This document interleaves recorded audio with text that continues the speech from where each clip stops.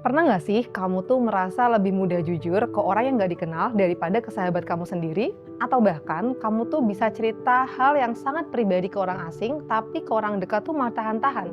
Kalau iya, kamu nggak aneh. Justru ini adalah fenomena psikologis yang cukup umum.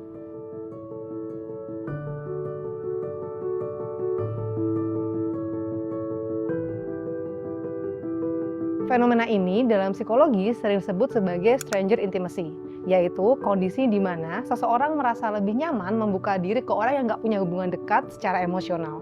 Nah, kok bisa sih ini terjadi? Pertama, karena minim konsekuensi jangka panjang. Saat kita cerita ke orang yang nggak begitu dekat atau ke stranger, kita merasa lebih aman karena mereka itu nggak punya power apapun untuk mempengaruhi hidup kita ke depannya. Jadi kalau mereka mau nilai kita buruk, ya udah kita bisa pergi. Tapi nggak ada relasi yang bakal dipertaruhkan gitu. Nah, beda dengan orang dekat, kita itu tahu bahwa mereka itu akan tetap stay atau tetap tinggal di kehidupan kita. Dan justru karena ini, kita jadi lebih berhati-hati. Kita takut dinilai buruk, kita takut mengecewakan, atau kita takut kalau hubungannya akan berubah. Nah, kedua, orang dekat itu tuh sudah punya versi kita di kepalanya mereka. Jadi mereka tuh udah punya ekspektasi, oh Lala tuh orangnya seperti baik, orangnya kuat, orangnya hebat seperti itu, misalnya ya. Nah, tapi suatu ketika si Lala ini lagi dalam fase dia tuh sangat rapuh dan butuh cerita. Jadi ketika Lala ini cerita ke orang tersebut, orang akan merasa, loh kok Lala nggak seperti apa yang aku pikirkan sih selama ini, kayak gitu. Jadi mereka udah punya ekspektasi, mereka udah punya label, dan ketika kita ingin cerita sesuatu yang nggak sesuai dengan image itu, kita jadi ragu akhirnya. Ketiga, ada ilusi kontrol identitas. Jadi saat kita bicara dengan orang baru, kita itu bisa milih, saya itu mau terlihat seperti apa. Kita bisa mengontrol narasi diri kita.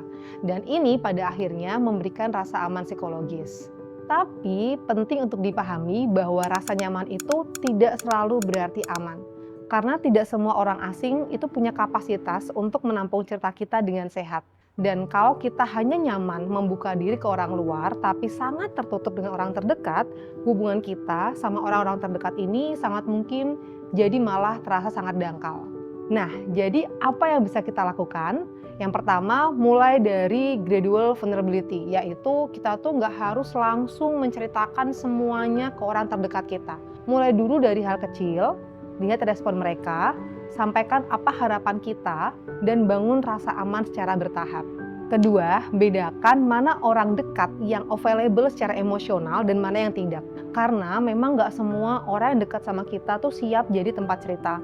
Nggak semua orang yang dekat sama kita tuh punya kapasitas untuk mendengarkan cerita kita atau merespon cerita kita dengan jawaban yang kita harapkan.